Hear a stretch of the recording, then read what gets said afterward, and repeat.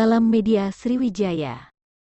Longsor sepanjang 30 meter yang terjadi Kamis, tanggal 1 September tahun 2022, sekitar pukul 17 di wilayah Lubuk Alang dan Lubuk Dendan Desa Tanjung Sakti Kecamatan Tanjung Sakti Pumi Kabupaten Lahat.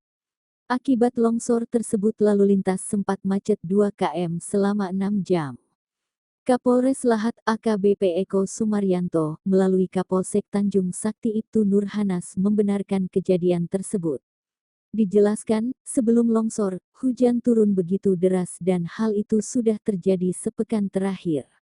Material longsor menutup badan jalan sehingga membuat kendaraan dari kedua arah tidak bisa melintas di lokasi tersebut, katanya.